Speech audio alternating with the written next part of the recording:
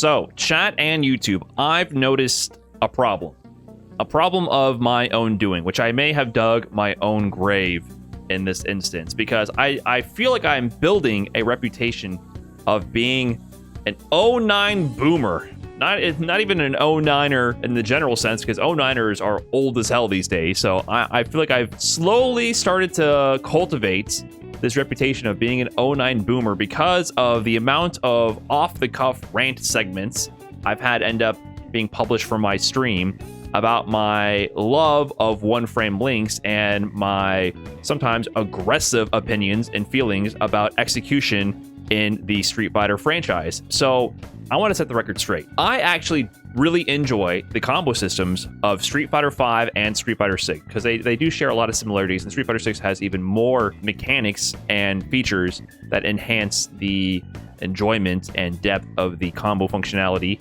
in that game as well.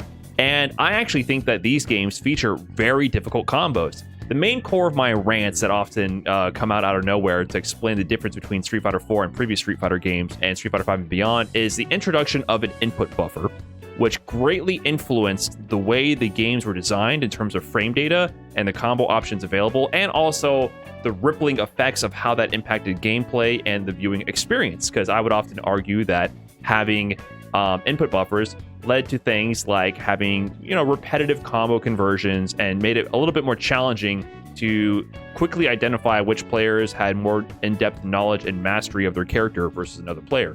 And this is a fact that these later games, Street Fighter 6 and Street Fighter 5, have input buffers. I forgot who published this post, but this is something I bookmarked to reference for the in-depth nerdy details about the input engines of Street Fighter 6 and Street Fighter 5. There is a 5 frame buffer for every input you do in Street Fighter 5 and in 6, meaning anytime you're coming out of block stun on wake up after recovering from your previous move, there's no one frame link.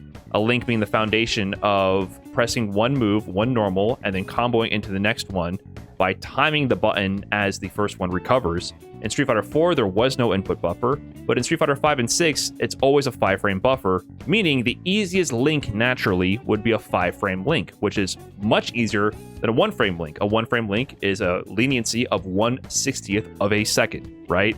So significantly easier to perform links by design in Street Fighter 5 and Street Fighter 6. However, that does not mean that those games did not feature extremely difficult combos. In fact, I played Oro in Street Fighter 5, and I used to make a lot of content based on the fact that this character had ridiculous combo conversions. I mean, this is what my most popular short on my channel, talking about how easy the Oro Instant Sun combo is, which features a lot of advanced charging techniques using jump cancels and buffer windows to get frame perfect charging, and then looping that sequence multiple times, and then looping it all together with the Tengu Stone extension, and then not messing up any of the regular normal juggles in the whole sequence.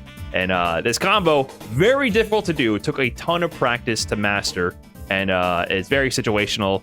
And if someone lands one of these fireball loops on you with Oro, you know that they know the character. Well, I'm happy to report that in Street Fighter 6, those moments exist as well, and they can lead to interesting conversions that have some subtlety to it if you don't know at first, that make them impressive, including a round and a combo like this one.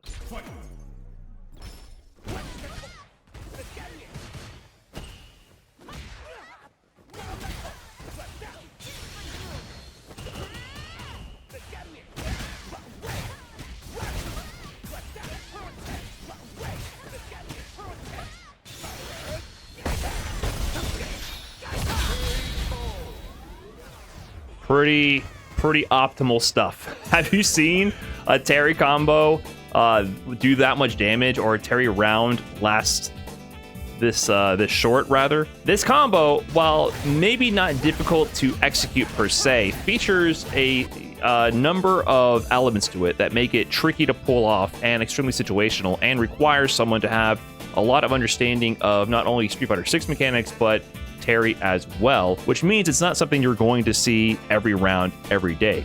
So in this video, what I'm going to do is I'm going to break down the secrets to the most difficult combos in Street Fighter 6 to show how the developers and the players have utilized the engine carefully to still allow for advanced combo techniques and expression, even in a system that has a 5-frame input buffer.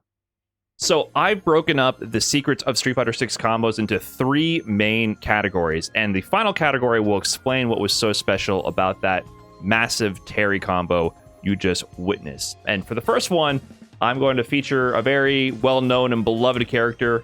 Maybe you haven't seen him in a while, Luke. With the existence of an input buffer, one thing that makes having combos that are challenging difficult is the fact that because every link is is a 5-frame buffered window, you don't have 1-frame links. So even though on hits, this crouching medium punch, for example, is +5 on hit, and this standing light kick is 5 frames, in Street Fighter 4, this would be a 1-frame link, 1/60th of a second to time your light kick after the medium punch fully recovered, and then press the standing light kick to link it here.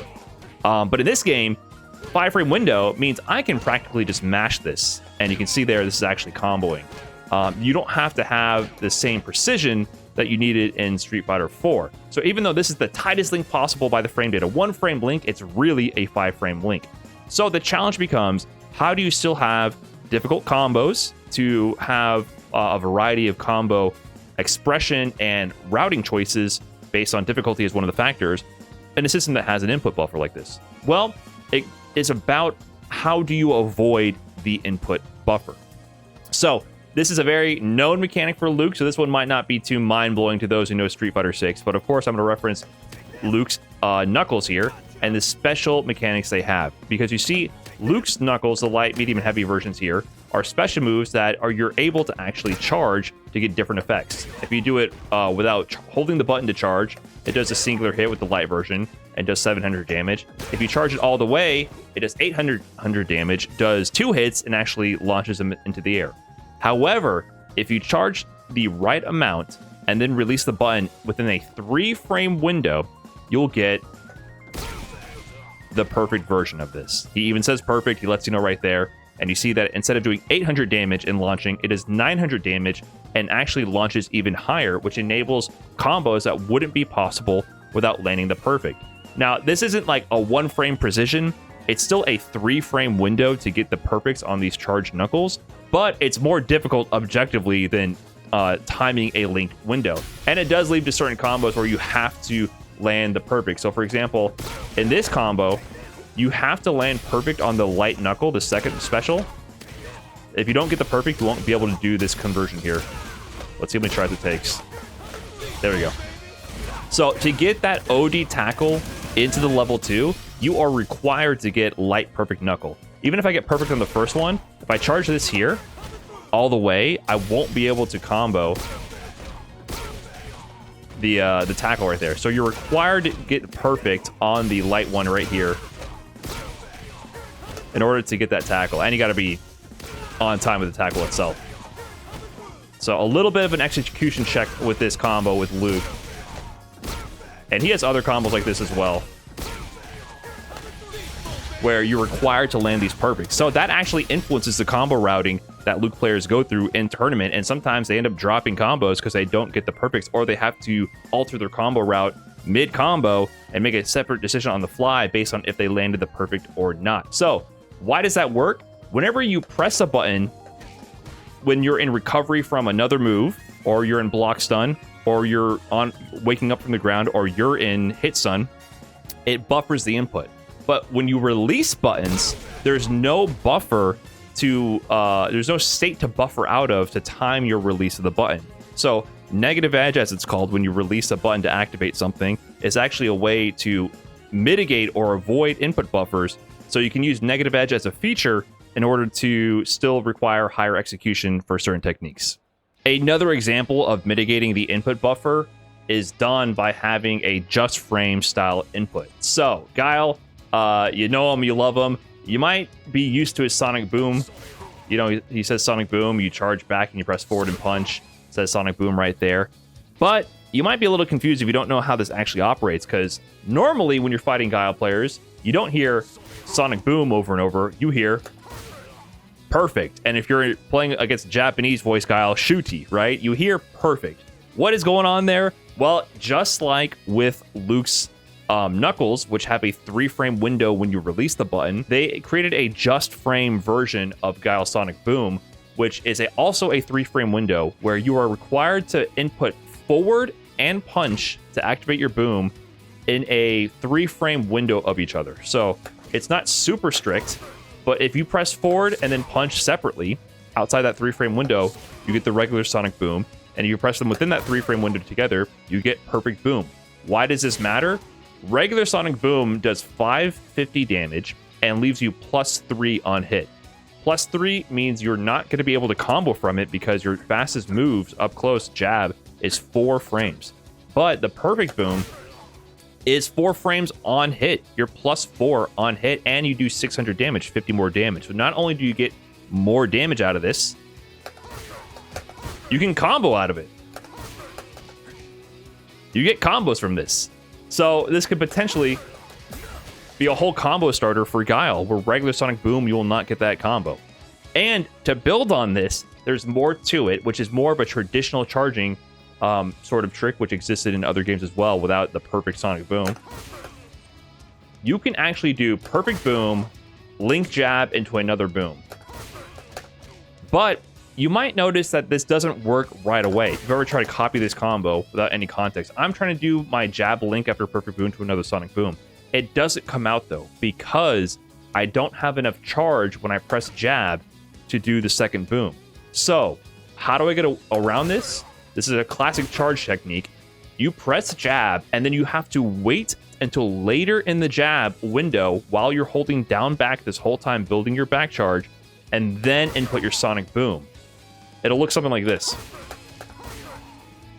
Now suddenly I'm able to do Sonic Boom, jab, delay cancel so I can build charge a little bit longer and get the required amount of frames of charge, then perfect boom. Which means I can do 2 perfect booms in a row, and I'm +4 again. So suddenly I go from a regular Sonic Boom, which I can't combo at all, to doing things like this. Let's see if I can actually land it. It's hard.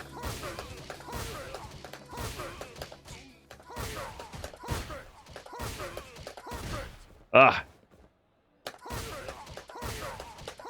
There it is. There it is. Got to end on heavy at least. Okay, so I got 3 perfect booms with each jab delayed canceled in a row, which leads you at +7. So as you are building space on these delayed cancel booms, as they hit later, they end up actually giving you more and more frame advantage, which using these building blocks, you can end up building extremely advanced Guile Sonic Boom loops, which I'm not going to do myself. I'm just going to point to the pros here. Here's Syuji demonstrating the level 3 building Sonic Boom combo loop that came out after the Terry patch.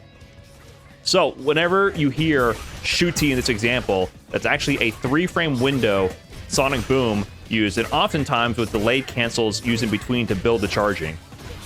So every time you're getting Sonic Boom looped by the Guile player, just know that while yes, I think if you've been hit by this combo enough times, it is annoying to get hit by, it does require some level of specialist practice and execution in order to pull it off. And there is a risk that they might drop it, either missing the perfect Sonic Boom or missing the delay cancel windows on any of the booms. So Guile, definitely a bit of a specialist character there. It does take some training and practice to be able to optimize with these combos. All right, so the third example I have for avoiding the input buffer is done with Rashid. And as much as I hate to admit it, this demon, not Akuma, Rashid, does require a little bit of finesse if you want to fully optimize them.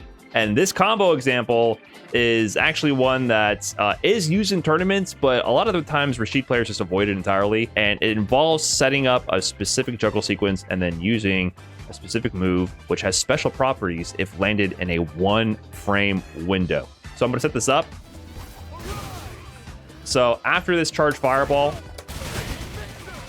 and the enhanced OD spinning mixer here, you can actually go into the Arabian Sky High, and then you're able to get a juggle here.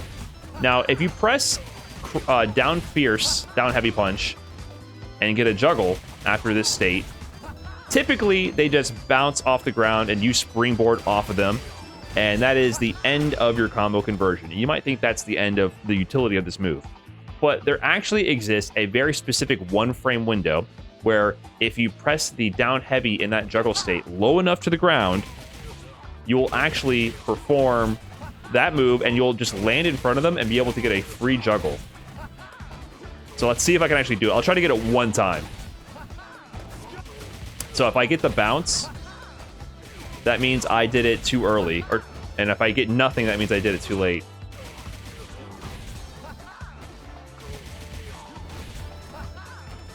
So I'm doing it too late now. That was too early because I got the bounce. Oh, I got it. Okay. That was it. You see how when he landed, I was able to do a towards medium and juggle? I was supposed to do towards medium to heavy, or sorry, OD fireball here into maybe another one. But I'm happy with that. I got that in a couple tries, okay? I got that in a couple tries. However, let me show you the example of taking this to its absolute logical limit, done by Guile himself here. He's in the chat. And you might have seen this combo already. It was featured in Broski's video where he attempted to do the hardest combos in Street Fighter 6. He ended up pulling off this combo in that video, which is a great video by Broski, but it took him over an hour as a challenge to land. And let's go ahead and view Guile's work here. So sets up the enhanced mixer, Arabian Sky High. First, 1-frame link into the towards medium juggle. 1-frame link. Level 2 activated. Arabian Sky High. 1-frame link. Juggle again. Arabian Sky High. 1-frame juggle into the level 1. Every one of those low-hitting, down-heavy punches in the juggle have a 1-frame window in order to land. And basically no one does this combo. This combo is not tournament viable. Some high-level Rashids will actually do one of these juggles and then maybe do like a towards medium extension or end in level 1. They do go for it. Oftentimes, if you see them attempt it, you'll see them bounce instead. That's how you know they actually missed this juggle. So it is a high-level execution check. It's something to look out for when you watch high-level Rashids and know, oh, if they're on point that day, if they land this combo or not. But it's another clever way by the developers to create a system that avoids input buffers. The reason this avoids the input buffer is because you're in a free-flowing state. You can press this move at any time. You're not coming out of the recovery of a previous move. You're not reversing on wake up or out of block stun. So because there's no state that is preventing you from inputting anything, there's nothing to buffer your inputs behind. So you just have to raw dog this 1-frame link right here and just see if you can land it. No buffer to cover you. So actually a high-level execution check here in Street Fighter 6. And I'm not a Rashid player. I can't do this. Okay, and my fourth example for creative ways to avoid the input buffer to have high-level execution combos in Street Fighter 6 is managing your juggle heights. So here's an example cooked up by IRZ with Terry with a unique combo that I didn't see anyone performing when the character was released. It took a while for IRZ to cook up this combo and features a really unique approach to optimizing the damage from certain conversions. So let's take a look here. So starting from a shimmy, he gets to tackle juggle all the way into level 2. And to the untrained eye, this might not look like anything too special. It might just look like dry rush extensions, which are universal to the rest of the cast. But this combo conversion is very unique, because after this dry brush crouch fierce tackle, typically you don't get any extra juggles after this. You have to just immediately go into a special or a super. But in this combo conversion, he demonstrates that from this tackle, this medium kick tackle, you can actually do a dry brush stand light kick into another medium kick tackle. I had never seen this before until IRZ brought this up. And that's because he's using a very specific delay here on this dry brush cancel conversion. So after the first dry brush crouching heavy punch, he's delaying the second dry brush crouching heavy punch to allow Kimberly to slightly fall so that this cancel into the medium tackle connects in a way that you get the optimal height to do a dry brush stand light kick. So let me show you what that actually looks like in practice. So this combo conversion is actually optimal for a shimmy conversion. So if I land this opening and I try to recreate that combo, if I just do the immediate dry brush crouch fierce to medium kick tackle, it just whiffs in this scenario. The other issue is, if I try to do this combo again, and I try to delay it, If I delay too much, I'm not going to get that drive rush stand light kick to pick up in the juggle. So this combo requires an extremely precise delay on the crouch heavy punch in order to get the proper height, not too high up and not too far low to the ground, in order to add an extension with an extra drive rush stand light kick. And this combo is hard, and it's actually optimal for shimmy conversion. So I'm gonna actually attempt it here. We'll see how many attempts it takes me to get it, but it's not easy.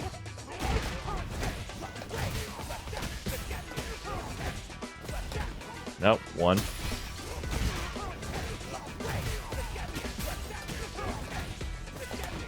Nope. Two. I'm letting him fall too much. Three. That was too early. Four.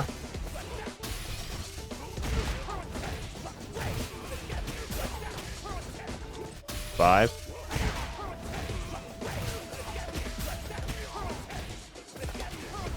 There it is. Okay. 6 attempts. 6 attempts to land. Honestly, not too bad.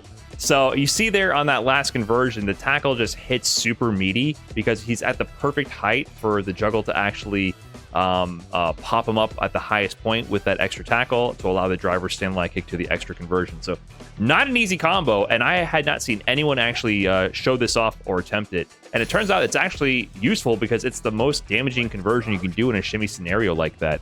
So another way that you can avoid input buffers for very difficult combo conversions that are actually optimal in this game, managing the juggle heights. A big part of this game is juggle combos, and there's definitely unique scenarios where you have to properly delay or add certain adjustments in order to manage the heights correctly, which completely negate the input buffer. Okay, so that was all the examples of combo techniques used to avoid the input buffer to have high execution combos in this game. Here is a different sort of category of combo, and you might see out on the screen, I think I'm going to talk about, the decent combos, or the dream combos, which are extremely difficult combos that involve, pulling the opponent out of the level 2 like that, but that's extremely ed specific and sort of falls under the juggle category of combos. I'm going to talk about something a bit more universal here. A common scenario in this game is getting a shimmy, and a common shimmy conversion might look like this, like with Ed as an example. Just got to pretend that combo actually landed all the way. But it involves just getting a heavy, a punish counter, and just drive rush extensions all the way through with 2 drive rush extensions in order to cash out with your drive meter, because each drive rush cancel takes 3 bars of meter. You have 6 max. You can only do 2 drive rush cancels. However, that's not always the case. And I'm going to use a real match example here to show you what you can do in some situations. So here's a clip of a match that I played. And I can't see how to search for categories. Like, I follow categories for a reason. I care about what's happening. So you see here, I land the shimmy. And there might be something unique about this combo conversion that you might have noticed if you pay close attention to it. And this combo ends up very specifically killing. It does just enough damage in order to secure the kill. So if you watch the combo again, I kind of break the rules of Street Fighter here by having not 1, not just 2, but 3 drive rush cancels in a single combo. So how is that possible when I just showed that you can usually only do 2 drive rush cancels in a combo? Well, this is the micro walk. In Street Fighter 6, you build drive meter by performing actions such as doing offensive moves, by making the opponent block your moves, and generally like moving forward will increase the rate of your drive meter recovery. You're penalized for spending drive meter and for blocking, but doing offensive actions generally builds drive meter, including walking forward. So if I burn some drive meter here and I walk forward, it quickly accelerates the rate of my drive meter recovery, and also it kickstarts it. You can be in a situation where you're locked out of drive meter build, such as after a drive rush cancel. If I walk back this whole time, you see how long it takes for my drive meter to start recovering? If I spend this drive meter, it's like a whole 1 Mississippi, 2 Mississippi until the drive meter starts recovering. But if I drive rush cancel, and then I start walking forward, it immediately starts building. you can see a tiny sliver of drive meter automatically build up. The goal then becomes, how can I squeeze in a micro walk into the middle of the combo? So you saw in that last combo conversion I did, that combo actually does a decent chunk of damage. So we'll show it again.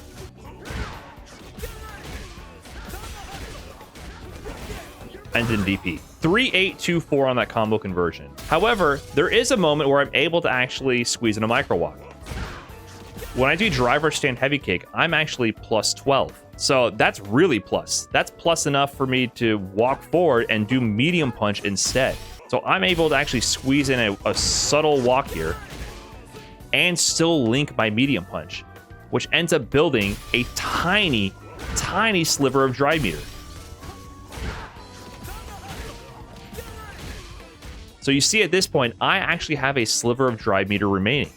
While that does do less damage, because typically you just want to convert into your heavies to do more damage, it ends up being more damage in the end because I'm sacrificing a little bit of damage early in the combo to have an extra little sliver of drive meter, because that's all you need in order to perform a drive rush extension. And that's going to take my combo damage from 3-8-2-4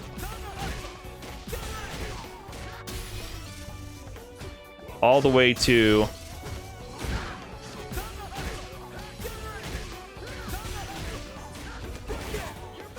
3-8-7-2, which is 48 more damage, which is very subtle. 48 damage is honestly not that much. It's less than a jab. Jabs are 300 damage. But that can be the difference between getting a KO and not getting a KO in a lot of situations. In that example I showed, I've verified that I would not have gotten the kill from that combo without the micro walk. However, if that's not enough for you, you can take this to the next level, because plus 12 into walk up 7-frame medium, that gives me a pretty decent window in order to walk forward. It gives me about, 5 frames in order to actually walk and then press stand medium punch. However, stand heavy kick is a 10-frame move, meaning if I'm plus 12 in this scenario, after drive rush stand heavy kick connects, I can potentially get more damage with a much tighter, almost frame perfect micro walk, where I walk after the drive rush stand heavy kick and do another stand heavy kick. And I can extend the combo even further because I can link after stand heavy kick on hit to crouching medium punch. This combos, or it should. Yeah, this combos to crouching medium punch. So this becomes an almost frame perfect micro walk combo. This one is actually hard. The stand medium one is very practical, and I do it in real matches. This one I'm going to attempt, and we'll see how many attempts it takes, but this is actually almost frame perfect. Oh, I got it first try. No way. Oh, I'm cracked. 3,919 damage on that one. Plus 47 damage from the medium punch and micro walk, which is much easier and more practical. And then plus 95 from the original. That's actually first try. No editing tricks. I'm surprised I got that because I drop this all the time. This combo is very difficult. And if you actually extend these with the CAs and cancel into the supers, you end up doing an additional 113 damage because of the scaling difference from the original route. So if you need to optimize with Ed specifically, I would definitely just do the micro walk medium. It's very viable and extremely consistent. But this type of micro walk conversion exists for many characters in many different forms. I know Ryu has them, other characters have them. So you can figure out if you get drive rush enhanced plus frames on your moves, see if you can squeeze in that micro walk to get an extra drive rush cancel when you're at full meter, so that you can actually extend your combos and do optimal damage. And this has been the difference between a win and a loss in many tournament situations at high level. And the final category of Street Fighter 6 combo secrets of having difficult combos that actually are optimal and enhance your gameplay. For this one, I'm not going to reveal what it is, but I'm going to kind of piece together how I performed that very optimal Terry combo and show why Street Fighter 6 is actually one of the kind of the best designed fighting games out there. So that combo, it started from a heavy punch comboed into power wave. And when you are actually punishing a move, you are in a punish counter state, which gives you enhanced plus frames on hit. Normally, stand heavy does not combo into heavy power wave. So you can see there that this move, if it goes for it, it actually ends up just being blocked. Now, even if you do a single hit of stand heavy punch into power wave, it doesn't combo. They actually designed Terry very intentionally with his combo routing. Stand heavy punch is not just 2 hits for fun. They made him have a 2-hit stand heavy punch because it made you decide. It made you make a lot of decisions during your combos based on the routing. Stand heavy punch both hits is obviously more damage, but the second hit has less hit stun, meaning it limits your combo options out of it. Single hit stand heavy punch, for example, will combo into heavy tackle, which is a common starter for most of your juggle combos, but the second hit will not combo to heavy tackle as a basic example, because the second hit has far less hit stun than the first hit. So it makes you think pretty heavily to iron out all of his combo route conversions. But you see here, even single hit stand heavy punch will not combo into the heavy power wave, which is needed to extend this conversion. Well, one of the main things that actually makes this combo possible is the fact that Street Fighter introduced in Street Fighter 6 this interesting state called punish counter. And you see here with punish counter, though, I still can't do heavy punch 2 hits into heavy power wave, even with the fact that punish counter adds an additional 4 frames of hit stun to any move. So normally this jab is not +8. Normally it's actually only +4 on block, or on hit rather. But because of punish counter here, for example, it's +8, which opens up combo routes to things like, you know, straight into crouching medium punch, which kind of opens up his routing entirely, or things like crouching medium punch now +9 because of punish counter to combo into the stand heavy punch. So punish counter is a really smart way Capcom implemented punishes, where you actually punish a move that are in this state to enhance your combo conversions. But even with that, you can't do the second hit of heavy punch into heavy power wave, only the first one.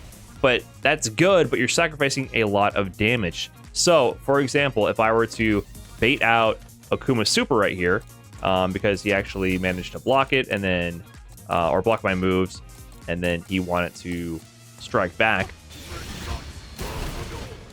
If I were to do this into heavy power wave, I'm really losing a lot of damage. However, there is another level to this that you can add together in conjunction with punish counter to make this actually work. So if we have punish counter on, if I do drive rush into stand heavy punch, you double, or you add another 4 rather, frames of advantage. The states of these moves actually stack on top of each other. So drive rush will add 4 frames of hit and blocks into any move, and punish counter adds 4 frames of hit stun to any move, meaning you're gonna have 8 more frames of hit stun on your move.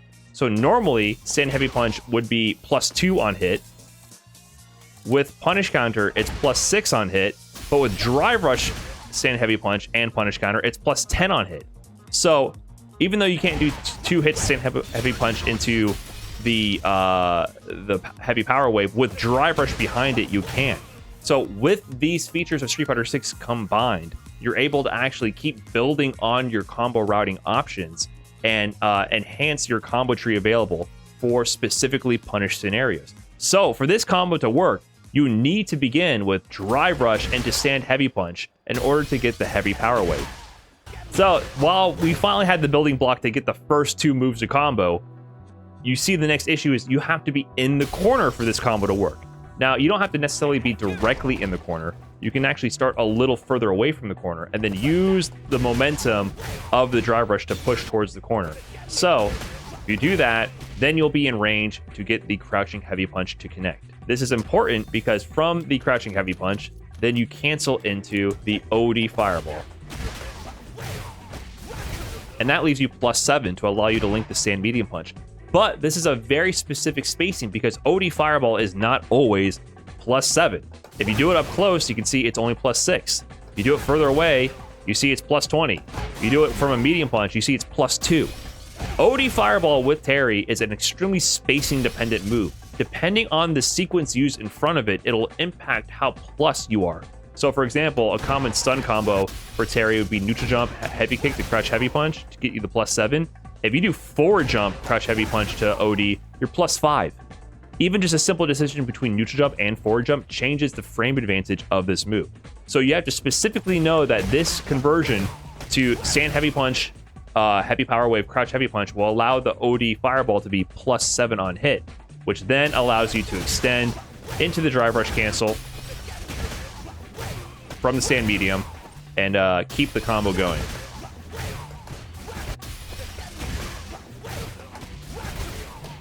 And then from that, you just continue the conversion. So now that we have all those building blocks in place, let's demonstrate this combo punish and show you the max damage Terry combo.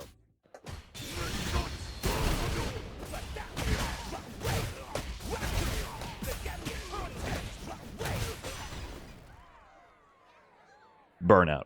So I lied, of course I lied here.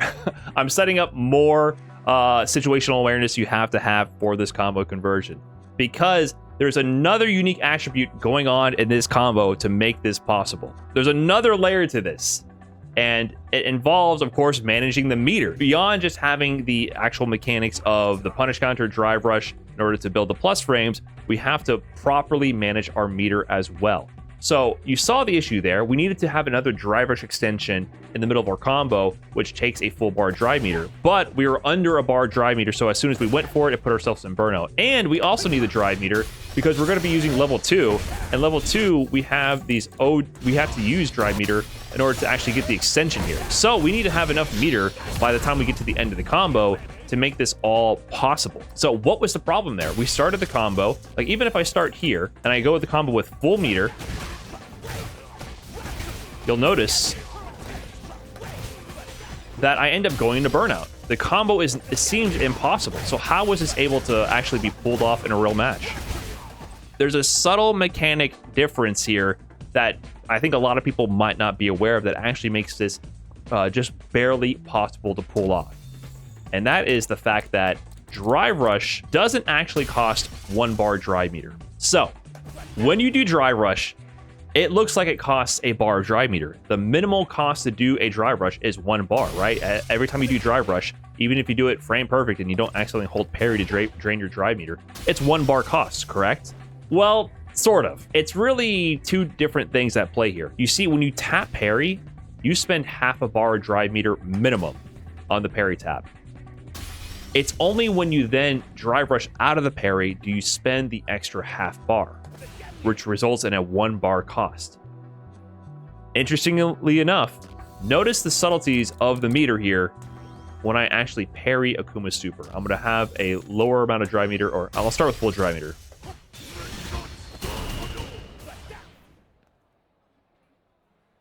Did you notice the drive meter?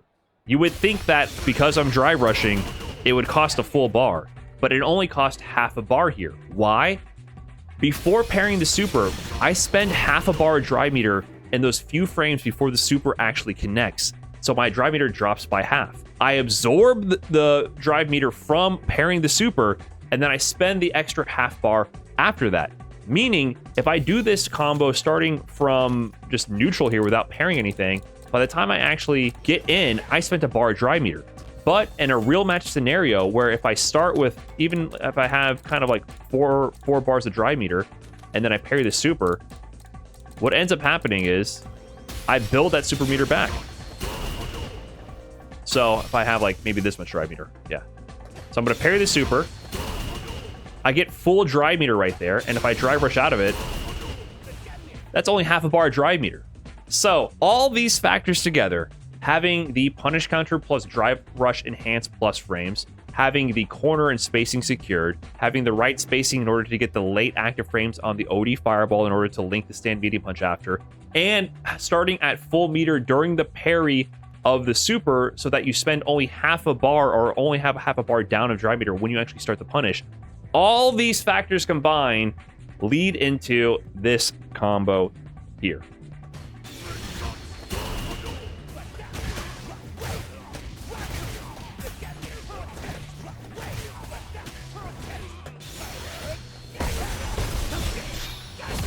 An easy 6,993 damage. Big damage. All those features combined and utilizing them to your advantage allows this to actually come together to produce this combo damage. If this was something that was really easily available all the time and didn't require the spacing and the meter awareness, the actual execution of these moves is not that difficult.